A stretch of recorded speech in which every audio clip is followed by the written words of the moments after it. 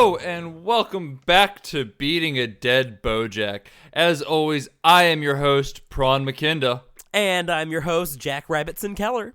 And this week, the series finale of Bojack Horseman aired. It's the best show that I am incredibly happy I will never have to watch again. I agree with that sentiment, although maybe for different reasons. Bojack.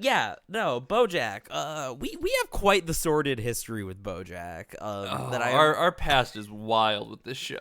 That I imagine we'll be spending a good chunk of the pre-discussion here talking about. I mean, do we want to start with that, or should we talk about like our overall feelings on the show? What would be more productive? I think with any good story, you should start from the beginning, right? I agree. So when Bojack Horseman came out, it might have already been like a season or two into it when I started watching it, but I know we were in college. We were roommates at the time. If you're longtime listeners, you know that we were roommates for like 4 years. I put on the first episode, and the first episode I think is half an hour, maybe an hour long, but I'm like 99% sure it's half an hour long. I think they're all half hour. Yeah. And so I watched it, and Jackson came down at one point, saw that I was watching it, and was like, is it any good? And I'm like, no, this is miserable. I don't know why people are watching this and saying it's great. And he goes, all right, cool, and then leaves. Well, no, I actually stuck around for a little while. Like I remember what scene it was too, of like that I walked in on. It was very early on in the episode. It was towards the very beginning after Bojack breaks up with Princess Carolyn, and they do like a bit where like, you know, like that she's talking to him all peppy as like her agent, and like, how do you feel about me as my agent? How do you feel about me as my ex? And like they do this unfunny like Family Guy bit, and that's literally like the first thing I thought. I turned to you because I didn't know that this was like a show that people were watching or even interested in, and in fact, like I would not know that until several months later, because I looked at it, I'm like, what is this Family Guy tripe, and why are you watching this? I don't even remember what I told you. I just remember you leaving, and then returning what felt like 3 hours later to come back down and be like, are you still watching that show? And I'm like, yes, it's still the first episode. Yeah. You know, most shows, the pilot isn't going to be the best episode. But Bojack is a particular case in that the pilot might drive away anyone who would be interested in the show, and like it is almost false advertising to anyone who might genuinely enjoy the pilot, because if you watch the pilot you probably assume that it is just like Seth MacFarlane tier like nothingness. At one point he throws up in a baby, like a push cart, a pram, and like waka waka, he threw up on a baby. Such good memes. And you know, how about that Hollywood? Am I right, gamers?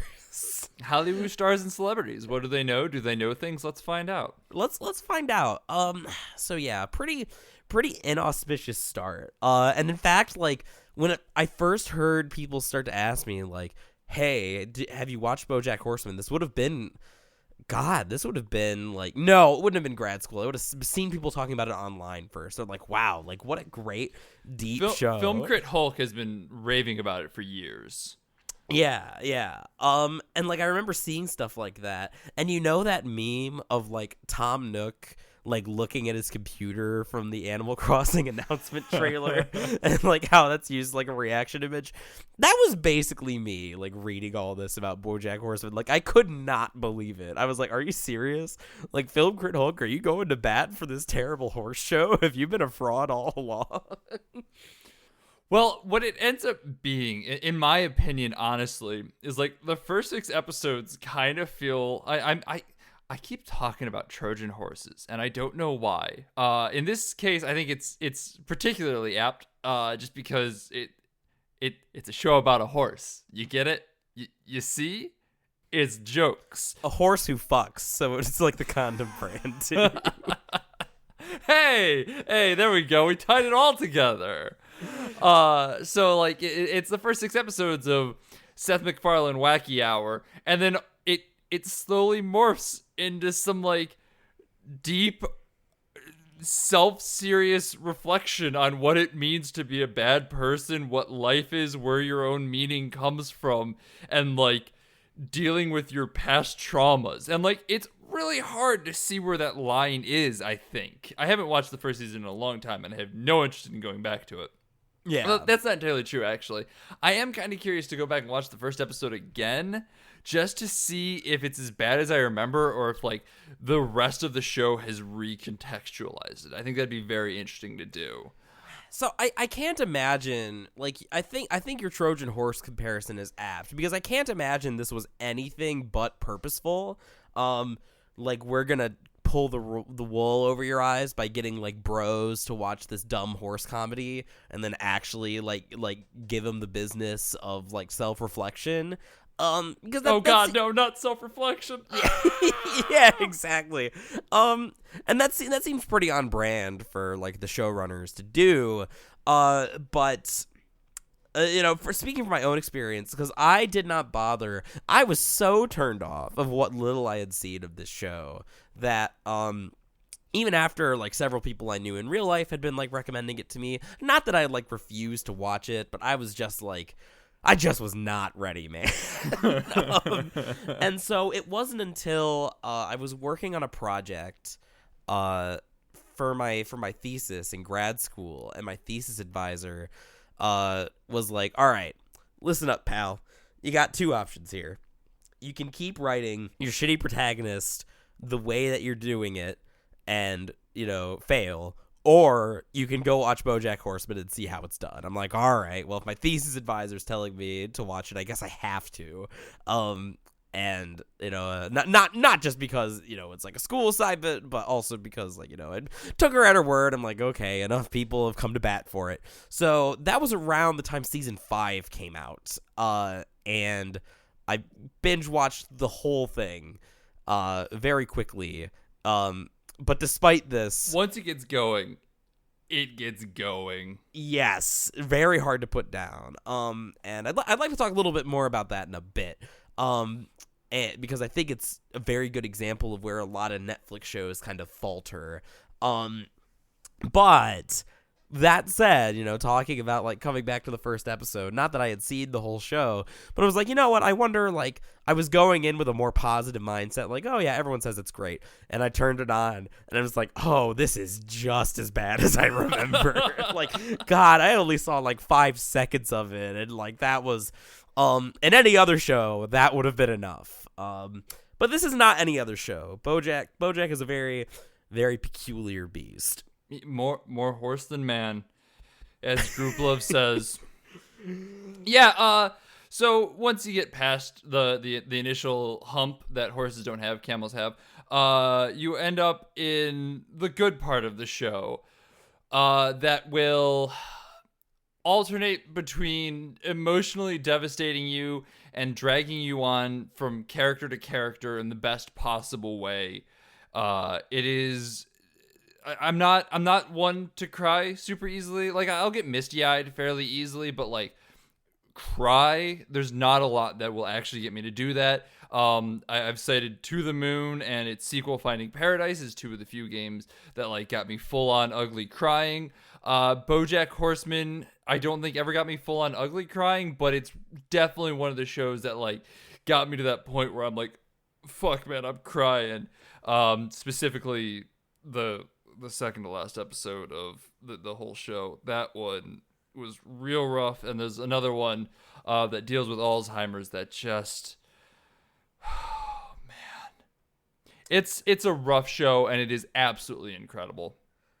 Yeah. And like that's I'm assuming, for our lovely audience here. I mean, I know this because we've talked about it, but like that's what you mean when you say that it's like the best show that you never want to see again, right? Yep. It's so good, and I don't think that I have the stomach to watch it again.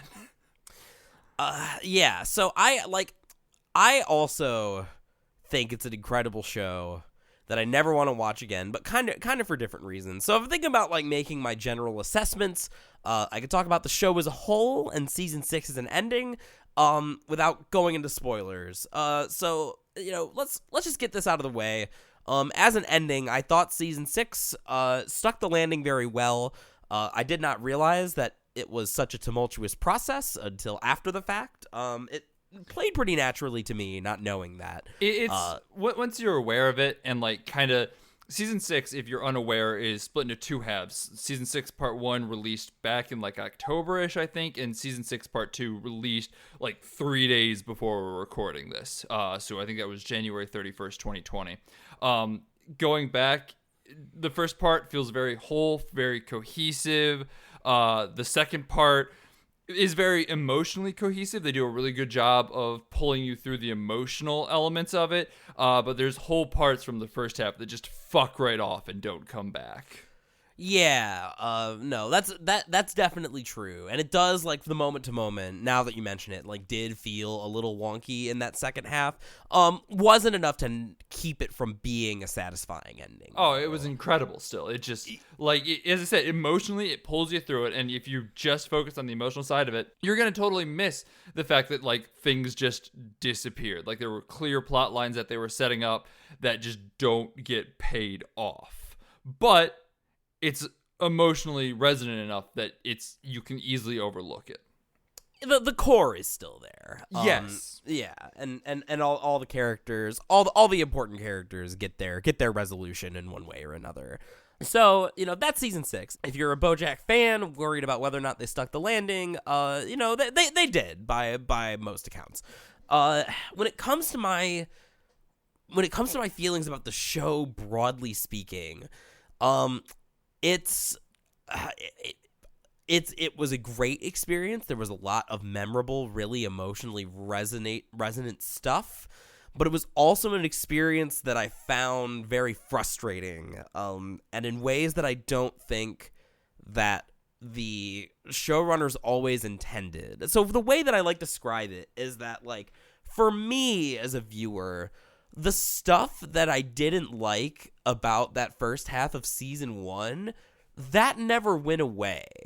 It was just like side by side with this incredibly powerful, complex character study, like among the best I've ever seen.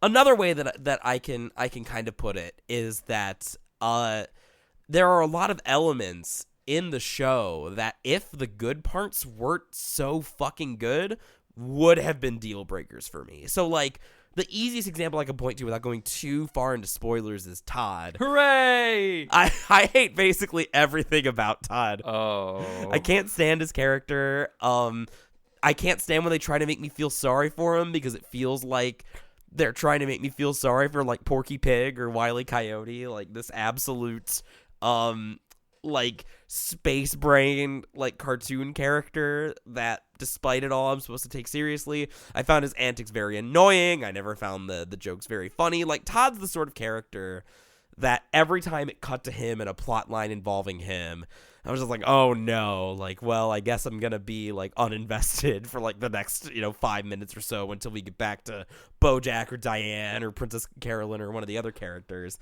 I am gonna take this time to go to bat for Todd, just to provide some of the alternatives to Jackson's facts.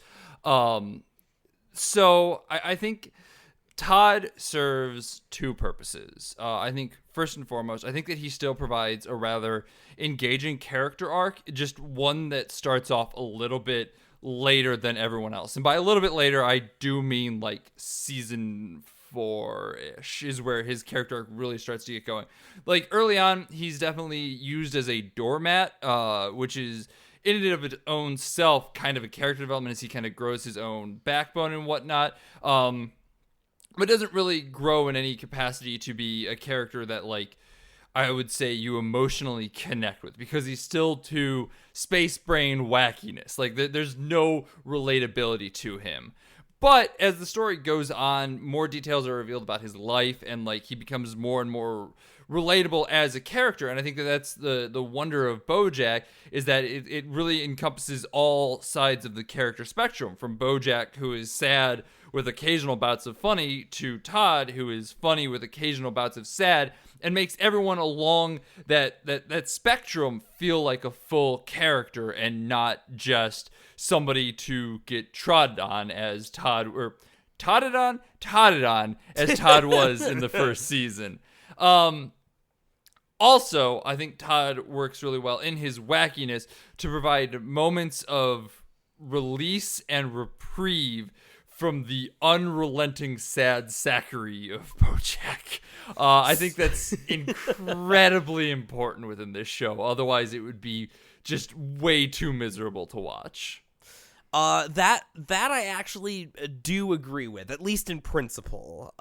In that I think that one of this show's greatest strengths, if we're to bounce to the other side of what I think it does really well, one of the show's greatest strengths is its pacing, both in its like meta, like season macro sort of sense, and the individual episodes. And I think that it's a good model that future Netflix shows should not be afraid to draw from, because I feel like compared to a lot of other Netflix originals that I've seen, and to be fair, they've been getting better about this, but like particularly the older ones that would have been contemporary when Bojack first started, is that like, because Netflix original series were basically like, each season was basically an insanely long feature film.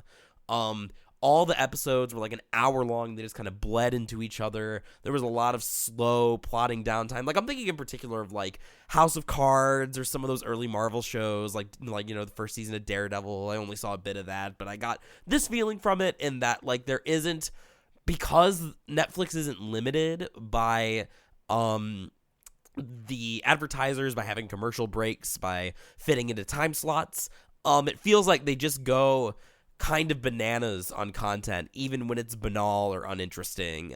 Like, there are parts of House of Cards, man, that show can fucking drag. But Bojack never has this problem, and in fact, it's like the only Netflix original that I've watched that feels like it realistically could have been like on television. That each episode, while part of a bigger whole, stands on its own. There's a lot of interesting concept episodes. You know, the show's pretty famous for doing that now.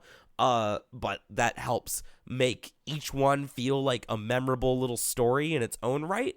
And I think paradoxically, and I think as a production company, Netflix is starting to understand this, that it's a little counterintuitive, but in order to get people to like binge and like really sit down and get invested and like say like, oh man, I gotta watch just one more episode, you can't be the thing that you put on while you're folding laundry, because it feels like Netflix's idea of binging in a lot of these sort of like longer dramas is just like, we have a lot of this slow downtime that, you know, you can just sort of wallow in. Whereas like Bojack doesn't really waste a second in its pacing. Even if I don't like the jokes, you are right in that they're serving an important function in providing that levity, or even like if we're about to get a dramatic revelation about like Bojack's mom or something, it'll cut back on the choke chain and like pull to Todd doing something stupid and make you like, oh, like I want to see what's gonna happen, like, oh no. And that's classic television. Like, that's the stuff that TV is really strong at, that I think we are at risk of losing as more and more shows go stream only.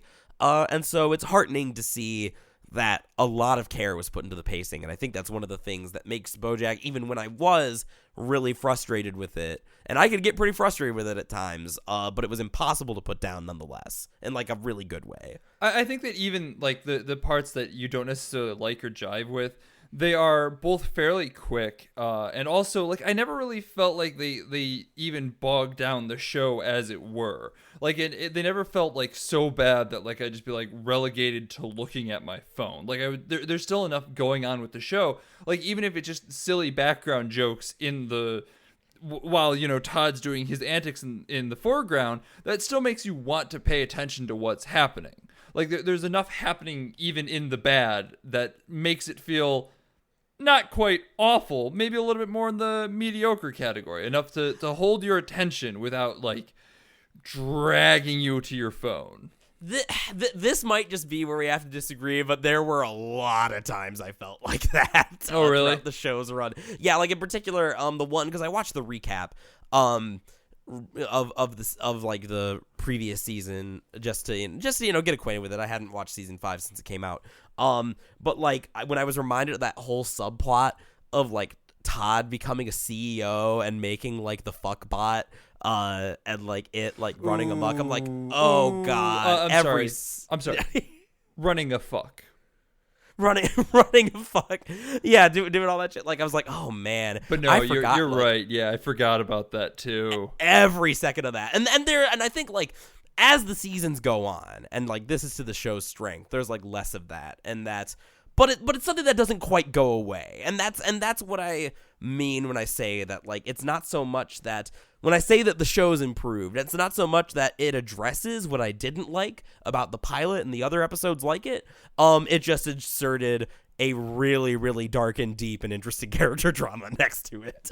And one that utilizes those bad, mediocre, funny, depending on who you are, moments to, keep, as you said, pull back on the choke chain so you don't get overwhelmed with the other stuff.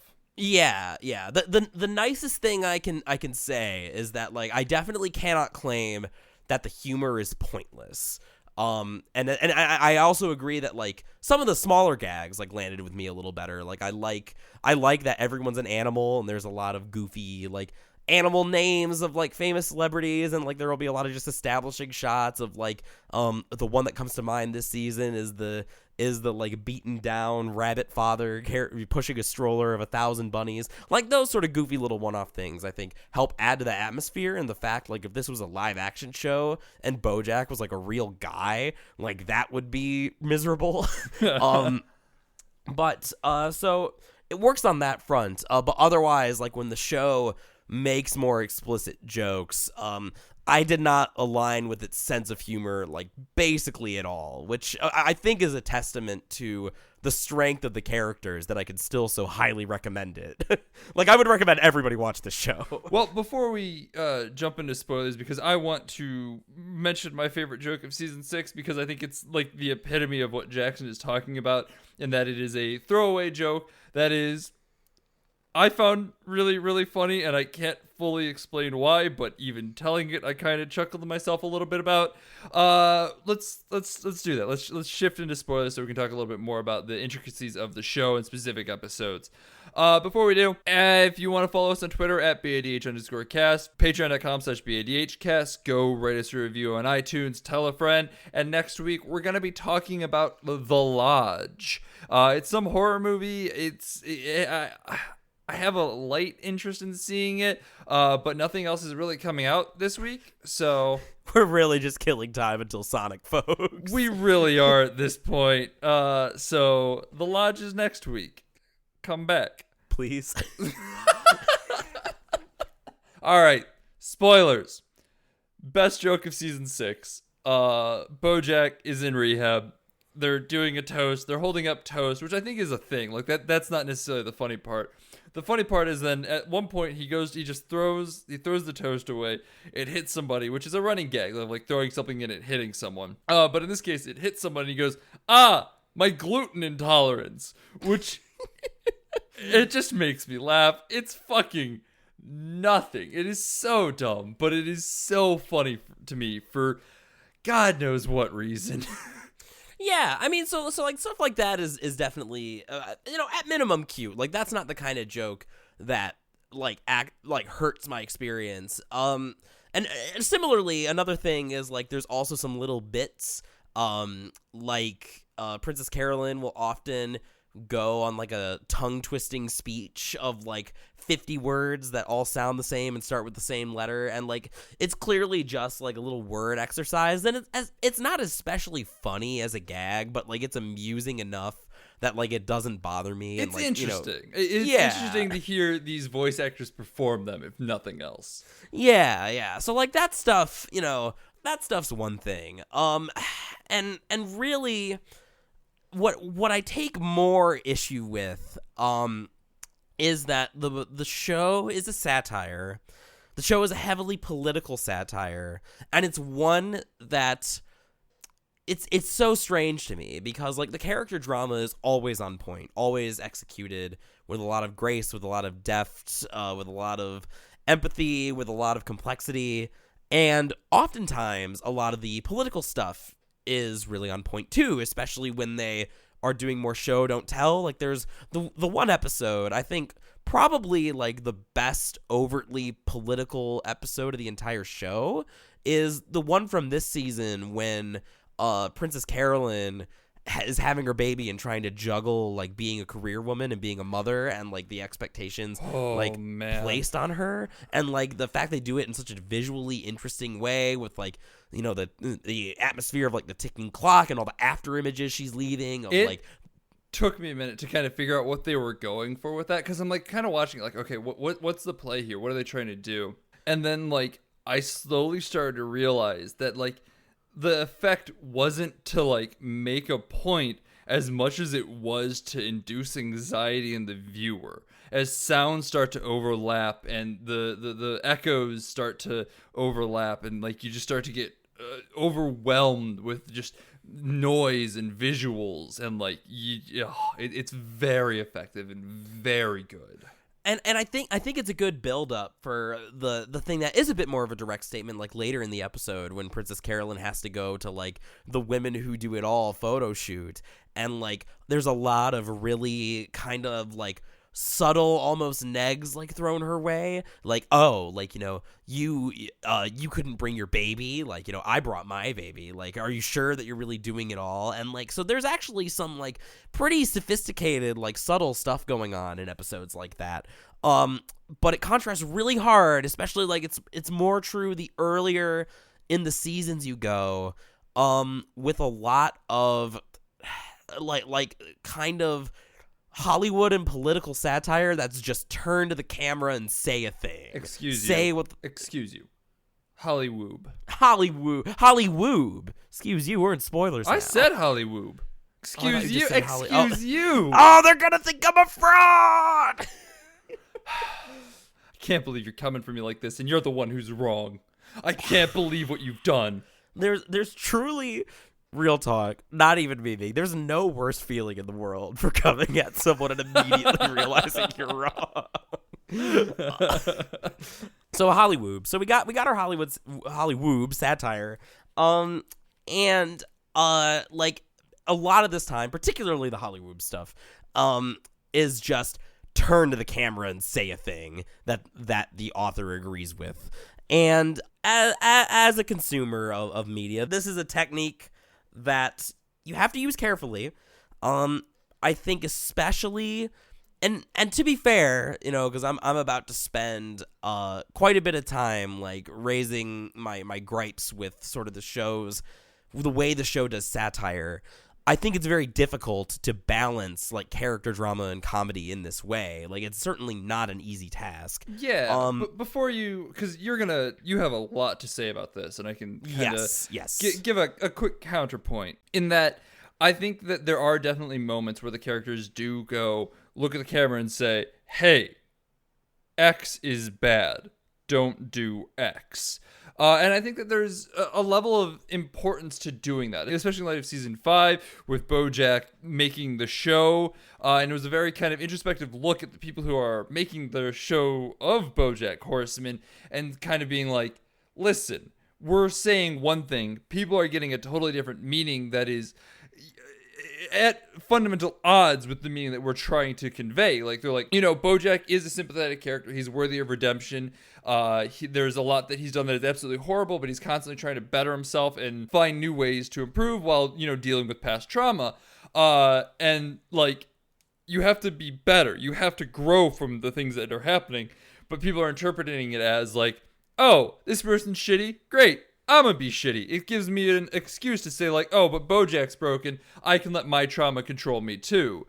So like, there are very definite moments where they're like, if this is an important thing, we can't let this get misconstrued. We're gonna turn to the camera and just tell you X is bad and this is why. And I think that is in a lot of respects very important for the show to do, just given, I mean, Rick and Morty. Yeah, because Rick and Morty's a little different. In that it's similar in that you have a very broken, kind of amoral, bad main character. The extra problem that Rick and Morty has is that Rick is also cool. And that like Rick does neat things. He gets like badass moments. And like so to an extent, like that's the sort of thing that's unavoidable no matter like how much like depth the character has. And Bojack's a little different in that I don't think he's quite like Rick, or he's not quite like Walter White. He's not quite like Don Draper. I'm sorry. You think Bojack isn't cool? A schlubby middle-aged man hanging out with younger people, drinking and like drowning in a pool isn't cool? Listen, you and I, we have very different opinions on what cool is. Clearly. But I mean, I'm talking, like, I completely acknowledge that there's a huge gap. I'm just talking about specifically the inability of a subset of people who watch shows to grasp this person bad is mostly what I'm getting at there. Yeah, and because so I think that there's a lot of shows like this, like, you know, many comparisons. There's a reason I brought up like Walt White and Don Draper and Rick to a lesser extent. Is that, you know, there are a lot of these kind of characters, and this is, you know, a conversation that kind of keeps coming up. I think what makes BoJack meaningfully different, is that, he is not, like, the fact that he's not cool, is what sets him apart, and that also, But I mean, fans still misconstrue. Like, the point does still stand. No. Well, no, I actually agree with you when it comes to BoJack.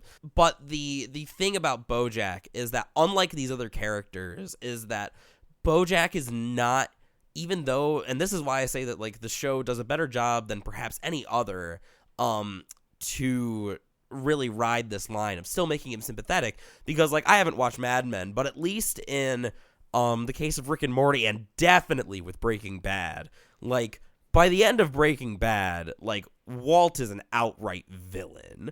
Like, he has little to few redeeming qualities left at all, and not really that many compelling reasons to be the way he is. Ditto with Rick, whereas Bojack is still not too far gone, and actually can, like, maybe change and, like, grow for the better, which I think that, like, what makes this such an effective ending is that, like, he does have to answer for a lot of his actions, and in really dramatic sort of ways, but there is still that hope that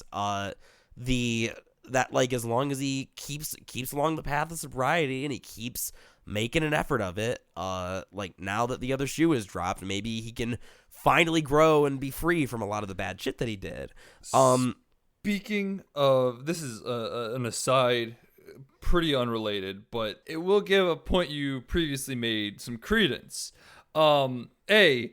The news team is very interesting because like it manages to both like fill you with anxiety because like they're coming for Bojack, and like you've seen him grow so much and you're like, oh, he's better now, you know, don't come for him.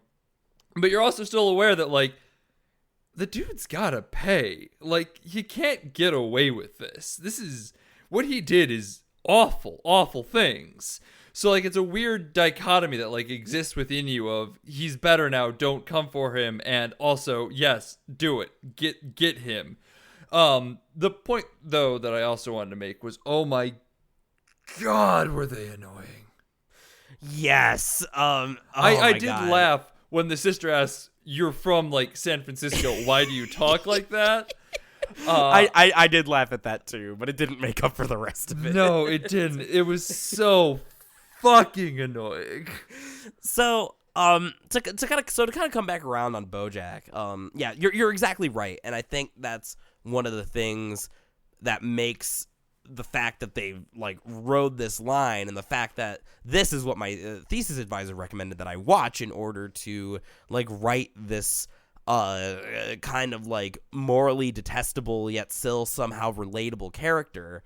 And I think you're right. I think that like particularly Bojack's conversations with Diane, because I mean, we'll talk more about Diane in a minute, but she tends to be the vehicle for a lot of these like turn to the camera statements. But when Diane's talking to Bojack, that's when they feel that's when they feel a lot more earned, especially because the show does such a good job of wrangling with the complexities of a given situation anyway.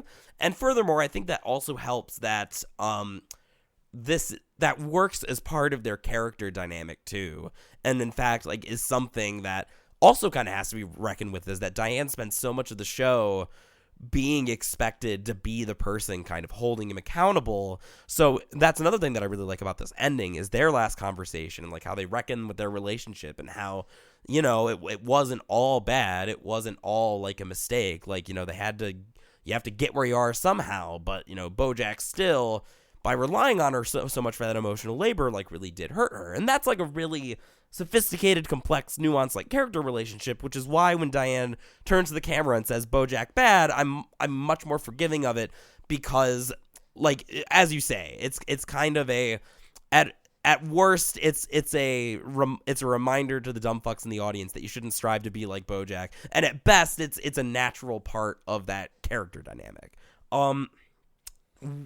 Basically, where I start to take issue with it is the further you get from Bojack, and the more that this kind of satire is employed, that's when it maybe starts to irk me a little bit for one reason or another. And obviously I can't go through every single example on the show, but generally the dynamic is this, in that, like, I will often forget that Diane is a complex, three-dimensional character with a lot of interiority, simply because she does kind of play the Lisa Simpson, Brian Griffith, like, Stan and Kyle role of, like, audience avatar, like, just gonna say whatever the author believes about a particular issue.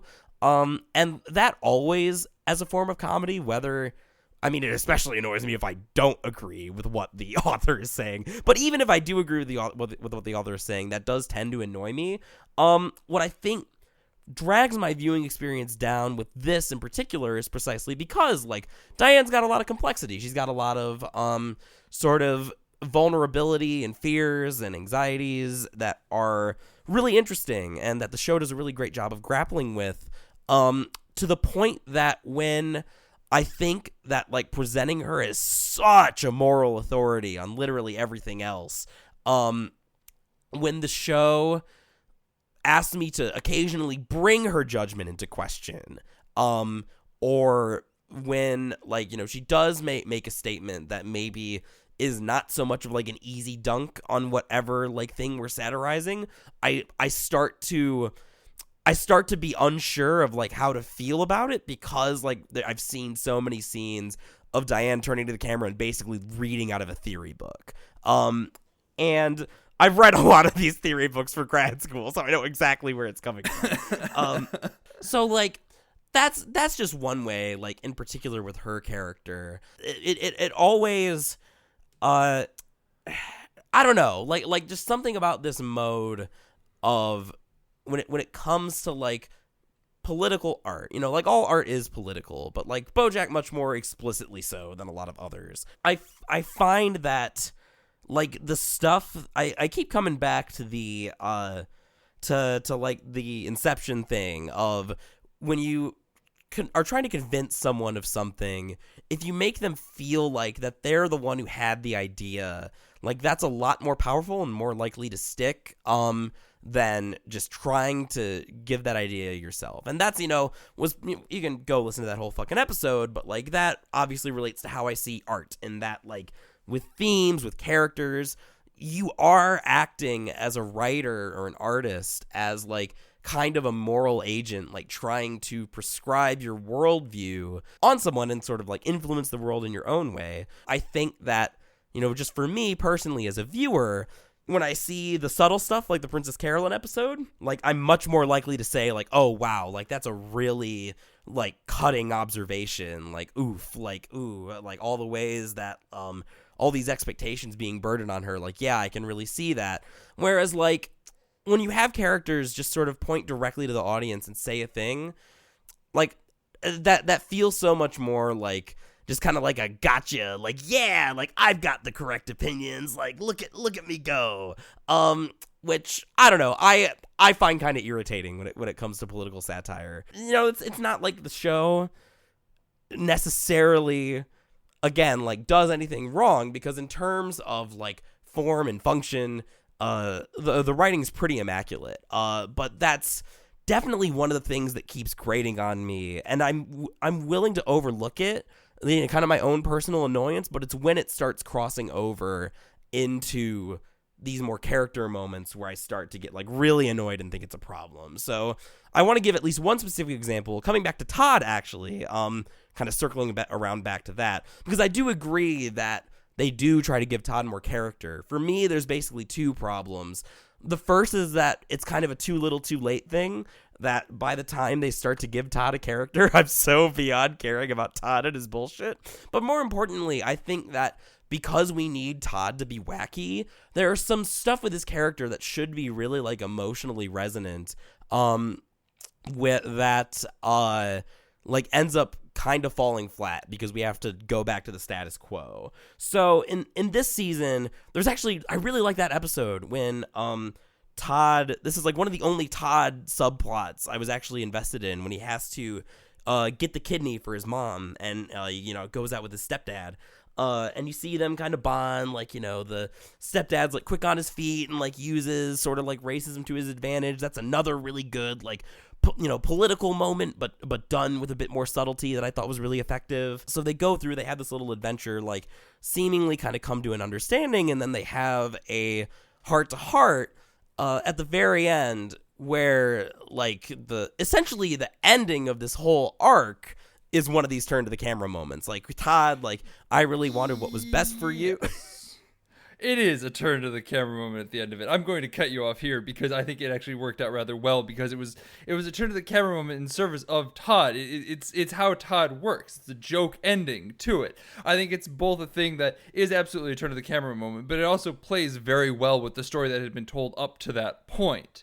It's a very quick punch at the end there. It's not like a turn to the camera moment for me really bothers me when they turn to the camera and go, and that was how I learned that day that being white or looking white is more powerful, the most powerful weapon of all, the one that can get me into wherever I need to go and do whatever I need to do. That is a turn to the camera moment that fucking sucks. Looking at the camera and going, but you're white, and that makes it easier, is in the cadence of a joke. It's very boom, boom, boom, and done in a way that plays it for laughs, as well as still leaving a little bit of a statement to be made underneath it. I think it's when it's purely for a turn to the camera moment that I think it actively works against what they are saying. With a laugh track under it, there's not a laugh track under it. That would make this show insufferable. It turns it into something that still allows for your own interpretation of it. It kind of more so, it still does a little bit to sneak it in there, because when there's still a subset of people that, like you and me, yes, we're aware that being white gives you certain advantages that not being white doesn't provide. But there's an undeniable subset of people that don't have that understanding. And so when this happens and they laugh at it, it's the type of thing that they will laugh at and then think about, because it's a joke that will stick with them. So it might not work for you, but I think it's not a failing of storytelling. I think this particular instance totally is, for two reasons. First is that I don't think it's that funny. Like, I don't know, and this is what I mean when I say, like, I don't think anyone who's not in the know will find that funny at all. And I don't think there will be any, like, introspection about it. But more importantly, I think that, like, it reveals kind of what I find so annoying about Todd, especially the attempts to make him serious, is that, like, yeah, Todd is literally, like, the fail upwards kind of guy. Like, everything just kind of works out for him because he's designated, like, wacky comic relief character. And yet the show, like, still wants us to find that endearing and kind of root for him. Like, what? Why? Like, no. Well, I mean, they do start to introduce hardships for him, and, like, it's not as much about his wacky failing upward that makes Todd a relatable character. It's much more about his quiet interpersonal strife, dealing with his own, I mean, some cases sexuality, in other cases just, like, dealing with his familial drama. It's kind of a smaller, wackier Bojack in a lot of ways, and I think that there's something interesting about that. And it's also just a different character from Bojack in a lot of ways that will relate to a totally different subset of people. Like I've seen a lot of people really enjoying Todd because there's not a lot of asexual representation on TV. And so to have a character come out there and actually deal with like asexual identity and understanding who you are as an asexual, I think is a very big and important deal for a lot of people. I don't think that you're connecting with them through a lot of things, like, as you said, failing upward isn't really a character thing that you can relate to. I think that there's not a lot of other elements to it that necessarily you would glom onto, but I think that that doesn't, preclude him from being a good character in and of itself. I mean, I guess, like, I agree that having that representation is important. I just don't think that, like, Todd is a very well-written or compelling character that coalesces into anything, really. Like, it all just feels like stuff. Like, they introduce these ideas, these problems that they have, and then, like, even his interaction with his mom, like, that just ends with him, like, making a joke, like, I guess we'll never get, like, over this, so, well, let's go build, like, a robot suit. Like, Todd's whole existence is a joke, because that's what he does. He jokes to mask, like, the things that are going on in his life. Like, that is a whole section of his character. There's a whole part to that. I don't think he jokes to, like, mask what's going on in his life. What episode was that from? Because most of the time it's just presented as Todd being, like, really dumb and clueless. So I'm not going to be able to give you a specific, episode example of that happening. But what I can do is I can give you examples of him just kind of letting himself slide under and then kind of making jokes about it later. Specifically in the episode where they're trying to figure out why the reporters are coming after Bojack, in the background he writes other bad things that Bojack did to him, and he doesn't really make a reference to it. He doesn't really say anything about it. It's not until he boils over way earlier on that he ever made any sort of comment to the fact that Bojack was shitty to him. In general, he just kind of jokes and goes along with life even if things aren't going well for him. He's not the type of person to come out and be like, hey, you fucked up, this is what you did to me. And I think that, like, his own discomfort is masked through humor. I think that there's something there to be said for that. And sure, maybe there is an element of projection, because I am also the type of person that will mask pain with humor. Like, that is just something that I do because it is easier for me to process. But I think that even seeing that in another character is enough for it to exist within my interpretation of the show. Yeah, I think that's a good point. That's a good bit that you pointed to with the whiteboard.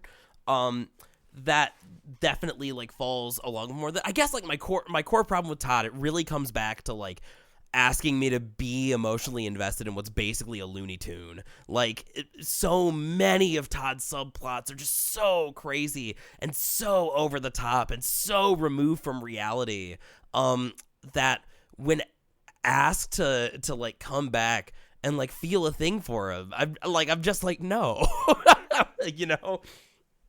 I mean, that's fair. I'm just saying, like, I think that you're overlooking a lot of little niche things about him that do make him, in fact, a solid, well-rounded character. I think that there is enough that he has going for him that I didn't particularly. Here's the thing.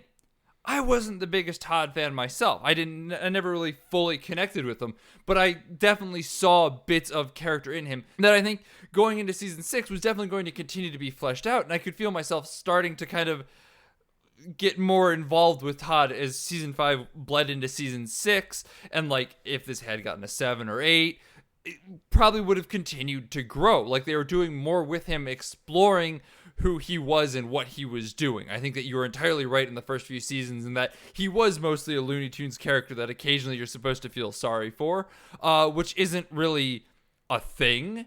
But I think that there's enough growth in the last few that I did come around and be like, yes, Todd is a character that is sympathetic, even if I don't particularly enjoy his brand of Looney Tunes. So yeah, with Todd, I think and I'll this is a good time to dive into areas where season 6 maybe suffers because it was cut short abruptly. I'm gonna just quickly ask you this, because this was something that I was not planning on talking about, because I did not feel like the fact that areas of season 6 getting cut short made the overarching finale suffer in any way, shape, or form. Sure. It's something that, like, I looked at and said, I noticed it. It's something I made mental catalogs on, but, like, why would I bring it up? Like, what is that adding to the discussion in the context of the emotional resonance of BoJack Horseman? No. I don't mean like that. I mean that, like, if we're talking about like subplots and bits that maybe fall through the cracks, I think there's a case to be made that like that the cutting short kept me from like coming around on Todd. Because the character, like you said, there's a lot of bits. I won't deny that there are bits, but I don't feel like they ever coalesce into a whole. Into a whole that I can really get behind. Not like the other characters. And even, like, I think for a good comparison, I think even Mr. Peanut Butter, who I also found like a really annoying meme character in the first season, who, like, I also don't really love by the end of it, but I can more easily identify, like, kind of what his psychology is beyond just being happy or like just being wacky. And like part of what I found so annoying about Mr. Peanut Butter at first is that he was often him and Todd were like going twosies on like dumb schemes or whatever. But with Todd, I never feel like it comes together to be like a really compelling whole. Like I see bits of a character that could be expanded, some complexities that you could wrangle with if they had the other season 2 seasons. Yeah, precisely. No, I get what you're going for. Sorry, I wasn't sure if that was a transition into just being like, here's some things that dropped through, which was not something that I was necessarily gung-ho on diving into. No, like I said, like I didn't even really realize until basically today, like I was doing a little bit of reading, I'm like, oh, like it did get cut short. Yeah, I didn't notice at all when I was watching season 6. So yeah, it is one of those things where you really won't notice it until you think back on it and kind of realize that, oh, hey, people like Joey Pogo just fucks right off, and like there was definitely some drama set up there. Like Mr. Peanut Butter's Depression World Tour just kind of stops, and like it feels like that was, leading towards a head, and it doesn't. Like I got some serious vibes that Mr. Peanut Butter was gonna kill himself, and then just kidding, he's fine. Yeah, no, I mean they're definitely that subplot too also felt weird, like the fact that like Pickles dumps him over a text in like the same scene where she leaves. Like that felt like it should have been more of a thing. But I mean, yeah, they were definitely just like, gotta go, gotta wrap this shit up. Yeah, that was like that. Those scenes were maybe like the one time when I'm like, hang on here, like this isn't BoJack's usual perfect pacing. Yeah, no, and I mean that's. Damn you, Netflix. Damn you.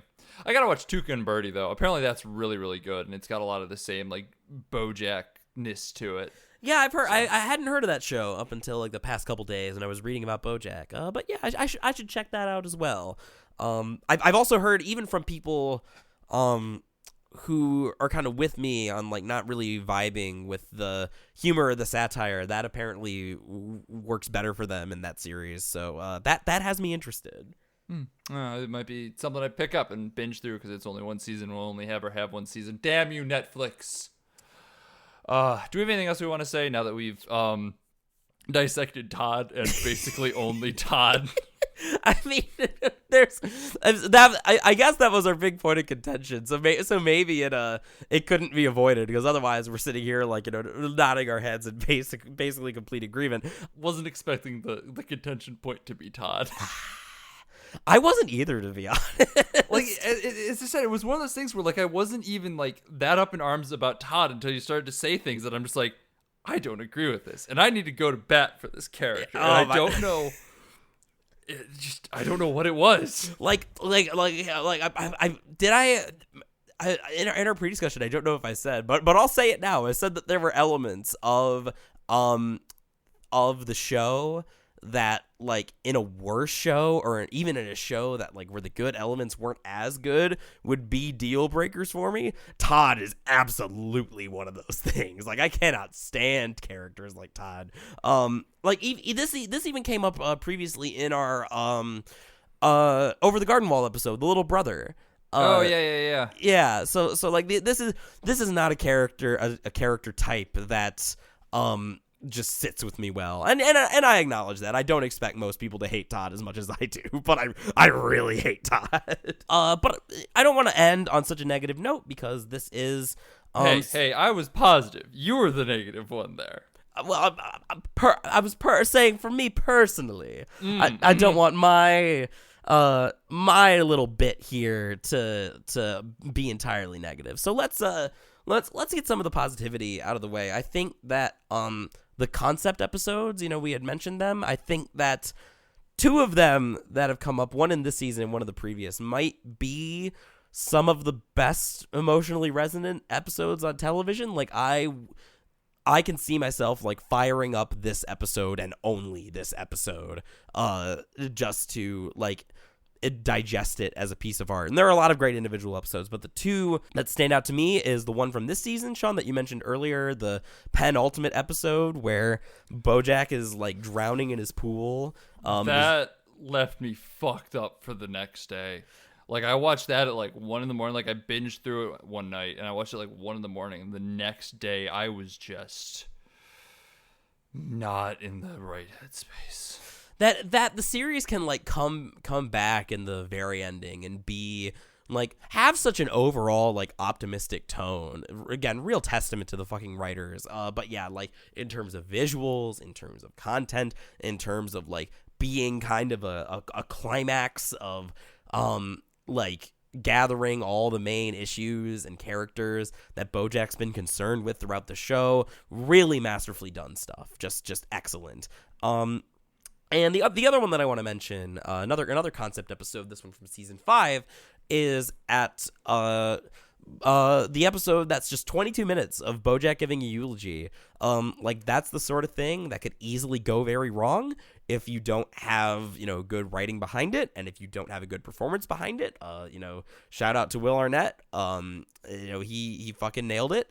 And yeah, like those are even just the, like the stupid final joke actually kind of really lands in that episode. Yes, no, I totally agree. I actually really liked that, the fucking frogs. I just wanted to say my bit, just shout out my the two episodes that stick out, and that I think like hell, they're like so good that even if I found so much of the humor to be not to my tastes or annoying, all so fucking worth it for episodes like that. So watch the show if you haven't already. Yeah, let me just throw out mine really quick as well. The penultimate episode. There's an earlier episode, like they were doing concept episodes pretty much since the beginning, where they basically are like, let's see what happens if we do this. There's an episode in like season 3 or 4 where they go through and just basically have a silent episode as he swims underwater. That is very interesting. I think it's if nothing else a very technical feat that's very fascinating to watch. Conveys just a shit ton of emotion with no dialogue, which you don't really see anymore. So it's one that will stick with me just for that. And also the Alzheimer's one, it just tickles those boxes of fear in my brain and just leaves me unhappy.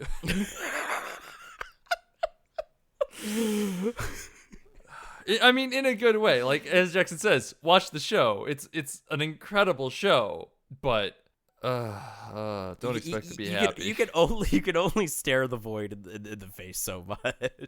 I'm an emotional masochist, and even I found Bojack hard to sit through at times. Yeah, there's some episodes that just challenging is the word. Do we want to call it here? I think we've said our piece. Well, cool. Let's wrap up. I've been Sean McKinda. You can find me on Twitter at Sean_McKinda. If I'm on Twitch at Helpless_Skippy when I decided to start streaming again.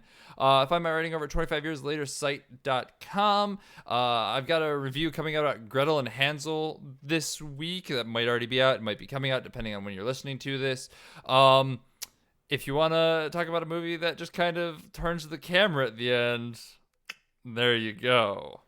But also you should listen to the audio stuff that's coming out there. I'm one of the editors on that. Ooh. And I'm Jackson Keller. You can find me at twitch.tv/JacksonJKeller. Not so much this week. I got some pretty important stuff going on that's not related to content, so you don't care. But so I won't really be there.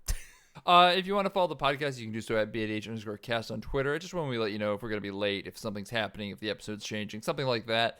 It's a great place to find that out. If you enjoyed this episode and you want to support us, go over to patreon.com/BADHcast.